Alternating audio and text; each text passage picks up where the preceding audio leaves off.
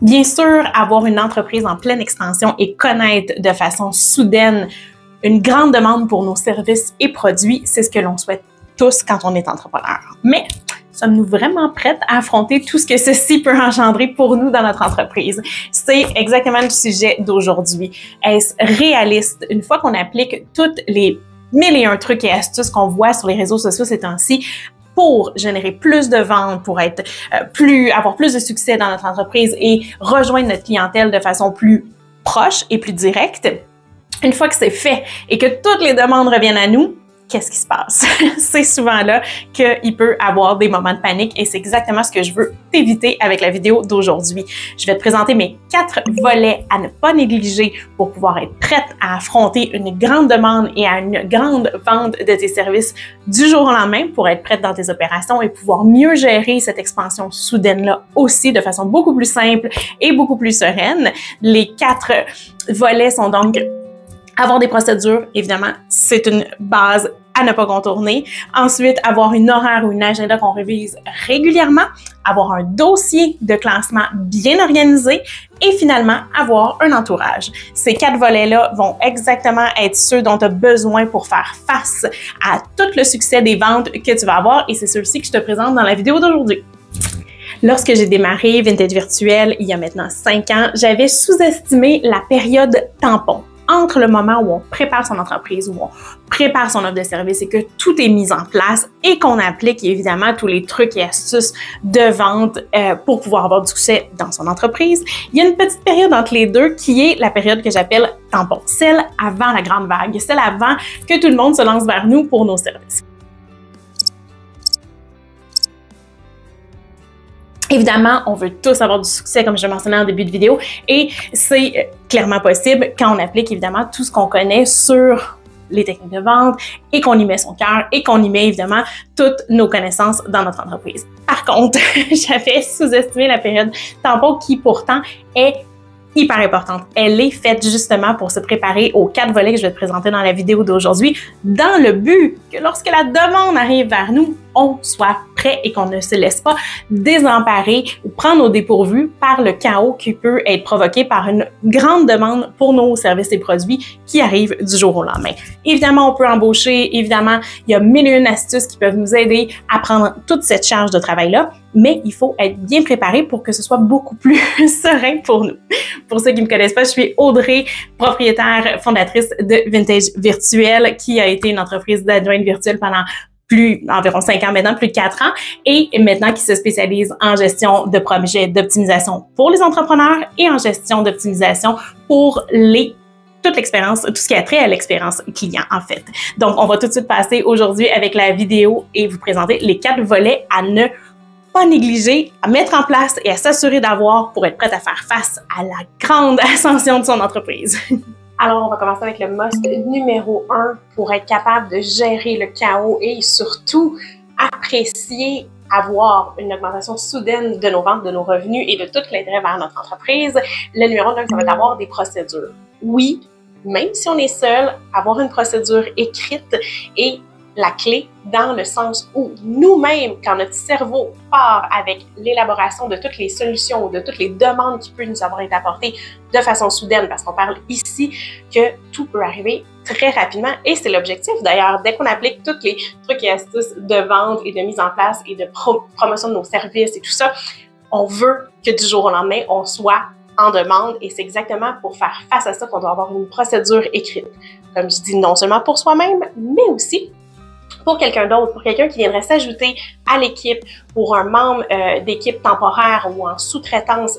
Tout ça, c'est pas qu'on va signer 3 nouveaux contrats, qu'on va vraiment avoir la capacité, le temps et surtout l'envie de écrire nos procédures dans le but que la personne puisse se joindre à nous et puisse le faire aussi de façon le plus autonome possible. Donc, si on veut que ce soit efficace dans la transition et que la personne puisse tout de suite sauter avec nous et pouvoir nous aider à prendre en charge tous les nouveaux mandats dont on a eu la chance d'avoir, c'est important d'avoir une procédure écrite, d'avoir des étapes bien détaillées et même pour, comme je disais au début de l'explication, notre santé mentale à nous, tout simplement. Donc, savoir exactement nos étapes, pouvoir les réviser fréquemment, surtout dans les moments où on est seul et qu'on n'a pas encore quelqu'un, de pouvoir revenir sur nos procédures, faire quelques petits ajustements. C'est l'idéal. Si on ajoute des membres d'équipe, bien qu'eux aussi puissent ajuster la procédure selon les étapes qu'ils ou qu'elles peuvent avoir améliorées tout au long aussi de leur intégration dans l'équipe. Écrire une procédure pour nos étapes, pour nos contrats, dans le but de nous alléger la tête, de se préparer à pouvoir ajouter quelqu'un sans le faire pendant qu'on soit débordé. Ça va être mon must numéro 1 à ne pas négliger et à faire dès maintenant, justement avant que l'ensemble de notre entreprise prenne une expansion rapide. Avoir des procédures, ce n'est pas si compliqué que ça et ça tombe bien parce que j'ai aussi préparé une vidéo sur les procédures en seulement 10 minutes. Je vais la mettre en lien juste en haut pour que vous puissiez vous référer et préparer vos procédures. Ensuite, le must numéro 2 des étapes dans le but de bien se préparer et de pouvoir faire face à une rapide croissance dans son entreprise, ça va être d'avoir une agenda, une horaire, non seulement bien préparée, mais aussi qu'on a révisé fréquemment. Si on a fait des tests, si on s'est assuré que nos journées sont bien huilées, si on peut utiliser l'expression, on va pouvoir nous assurer de pouvoir prendre en charge certains mandats et c'est aussi la seule et unique façon dont on va être capable de répondre à la demande et non seulement aussi de la répartir dans le temps. Donc, si on veut pouvoir confirmer à quelqu'un qui s'adresse à nous pour nos services de dire « oui, je peux vous prendre, mais dans 2, 3, 4, 6 semaines », c'est en ayant une agenda qui a été peaufinée, qui a été retravaillée et qui a été mise à jour régulièrement parce que sinon, on ne saura pas du tout où on en est dans nos délais. C'est la seule et unique façon d'y arriver en gardant son côté serein et en ayant des semaines qui ont du sens aussi pour nous dans nos engagements autant professionnels évidemment que personnels. Donc, c'est très, très, très important de pouvoir s'assurer de modeler notre agenda et de la garder à jour le plus possible pour quand la demande va arriver, il va arriver probablement de façon, on le sait, c'est toujours la même chose, ça arrive toujours plus qu'une demande en même temps. Donc, on va être capable de la répartir dans le temps et de s'assurer de garder notre côté serein, comme je le disais.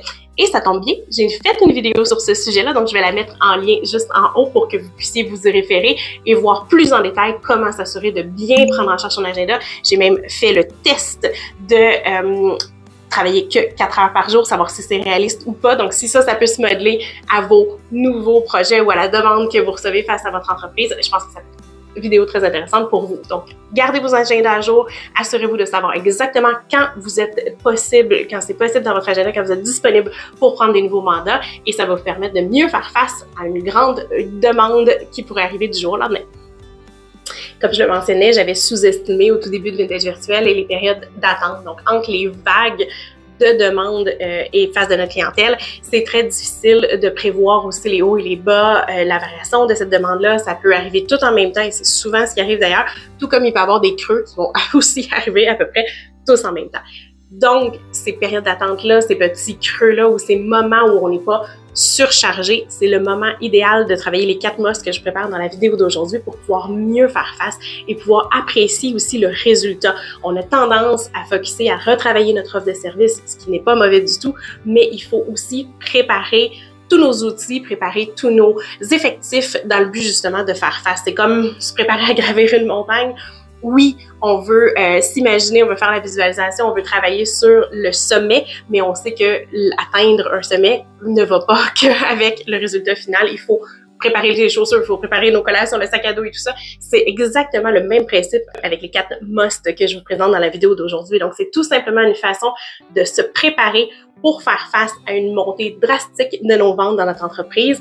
Évidemment, c'est toujours ce que l'on souhaite et surtout pouvoir le faire en étant beaucoup plus serein et préparé à. Ensuite, mon must numéro 3 va être une organisation de son drive ou de ses dossiers de classement bien faite. Bien faite ou bien révisée ou surtout sans rien de surplus ou sans rien qui traîne et qu'on n'a pas touché depuis longtemps parce que, évidemment, personne dans une montée drastique de notre demande ou quand on vient de signer à peu près 10 nouvelles ententes n'a de temps précieux à perdre à rechercher des informations. Donc, que ce soit des dossiers en ligne ou des dossiers physiques, on veut qu'ils soient bien classés, coordonnés, préparés et souvent liés à notre procédure. Donc, je vais revenir à mon must numéro 1. On peut faire des liens avec nos procédures pour savoir quel document se retrouve dans quel dossier ou dans quel cartable ou dans quel dossier en ligne pour pouvoir s'assurer de ne pas perdre aucun temps précieux à rechercher quand on est sollicité ailleurs. C'est aussi valable pour la sous-traitance ou pour un membre d'équipe qui se joint. Si on veut, on a beau parfois être très organisé, ça a beau être souvent très clair pour nous, très facile à suivre pour nous. Parfois, pour d'autres personnes, ça peut ne pas avoir la même logique que pour soi-même. Donc, si on lit les procédures à notre organisation et que notre drive est bien organisé et surtout facile de s'y retrouver très simplement, souvent avec des bonnes directives ou du moins sans trop de complications. Ce sera donc très facile pour quelqu'un en sous-traitance ou un nouveau membre de l'équipe de se retrouver, ainsi être beaucoup plus autonome et là faire une grande différence pour nous avec l'augmentation drastique de nos ventes et de nos mandats. Donc c'est exactement ce qu'on a besoin avec le must numéro 3, une bonne organisation du drive, simple mais surtout efficace pour pouvoir nous permettre de pousser et d'en prendre un petit peu plus à ce moment-là. Ça tombe bien aussi ici, vous allez me voir venir, j'ai aussi fait une vidéo complète sur l'organisation du drive, je vais pouvoir la mettre en lien juste en haut pour que vous puissiez vous référer plus en détail sur la technique que j'utilise et que j'applique aussi avec ma cliente. Et finalement, mon must numéro 4, pour faire face à une grande demande, à une augmentation soudaine, à une explosion littérale de son entreprise, ça va être d'avoir un entourage. Évidemment, oui, on peut essayer de faire tout seul, mais d'avoir des références, d'avoir des gens sur qui se poser. Et même si on exécute la plupart de nos tâches seul, d'avoir quelqu'un qui peut nous soutenir pendant la préparation de documents ou même juste nous donner notre avis, ça peut être franchement tellement soulageant de pouvoir dire « Ah, ok, parfait, je vais avoir quelqu'un d'autre qui n'aura pas le cerveau en ébullition comme le mien, qui va pouvoir me donner son avis, va pouvoir me donner un petit peu de recul sur ce que je suis en train d'exécuter et ça va faire une grosse différence dans sa journée, dans sa semaine et dans tout le projet probablement sur lequel on travaille. » Évidemment, c'est sûr que d'avoir, comme je disais, de la sous-traitance ou d'avoir une équipe qui peut se joindre à nous, que ce soit à temps partiel ou à temps plein, ça aussi, selon les moments, ça peut avoir une grande différence. J'ai encore une fois d'ailleurs préparer une vidéo complète sur le sujet, sur la bonne formule pour votre équipe pour pouvoir bien prendre en charge comment créer votre entourage. Donc, je vais la mettre en lien aussi ici.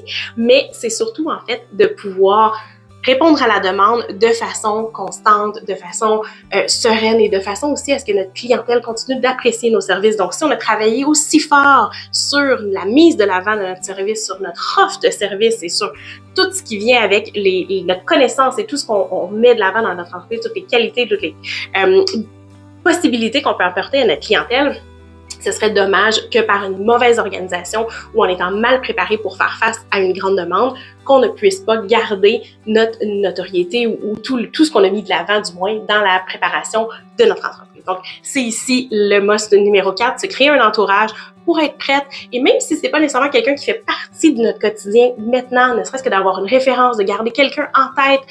Si je voyais, si tout à coup j'ai besoin de quelqu'un, ça se peut très bien que ce soit vers lui ou elle que je me dirige. Mais juste ça peut faire une grande différence quand tout arrive d'un coup sec et qu'on doit prévoir comment on va organiser nos prochaines journées. Donc, mon must numéro 4, se prévoir un entourage. Donc, comme tu as pu le voir ici, pour prévoir, se préparer à une croissance massive dans notre entreprise qui va tous nous arriver parce qu'on fait toutes les bonnes étapes pour y arriver, bien, il faut prévoir nos 4 must. Donc, évidemment, avoir des procédures, avoir un agenda qui a été révisé et surtout mis à jour régulièrement au fur et à mesure que, justement, on a des nouveaux mandats. Ensuite, l'organisation de notre drive, que ce soit en ligne ou que ce soit papier, et finalement avoir un entourage ou prévoir notre entourage pour pouvoir faire face à une demande un petit peu plus grandissante, que ce soit la sous-traitance, que ce soit une équipe. Comme je dis, les formules sont multiples et sont toutes bonnes tant qu'elles s'adaptent à nous et à notre entreprise. C'est exactement en ayant ces outils-là de préparer cette base-là, comme on a beau avoir une belle offre de service bien bâtie, comme je le mentionnais, si on n'a pas tout pour le mettre en place, ça va être difficile de faire face à la demande qui va arriver vers nous et ce serait évidemment très dommage de ne pas pouvoir le faire. C'est en combinant ces 4 must-là que vous allez pouvoir faire une grande différence et garder surtout votre côté serein d'entrepreneur. C'est l'objectif. On ne veut pas être complètement débordé. On a tous probablement déjà entendu des histoires d'entrepreneurs qui sont complètement surchargés, qui ont pratiquement plus de vie. L'objectif, c'est de continuer à faire notre métier et amener notre entreprise à terme pour longtemps, Donc, vaut mieux le faire en étant bien préparé et en pouvant le faire sur plusieurs années. Donc, les 4 mois vont pouvoir vous aider à passer au travers de l'explosion de votre entreprise. Si vous avez aimé la vidéo d'aujourd'hui, je vous invite à nous laisser un petit peu pouce d'encouragement, je vais y arriver, et aussi à vous abonner, bien évidemment. Laissez-nous dans les commentaires, est-ce que ce sont des mots que vous utilisez déjà dans votre entreprise ou que vous avez déjà utilisé selon les variations que vous avez eues au travers des années. Je serais très curieuse de vous lire et moi, je vais vous dire à la prochaine vidéo.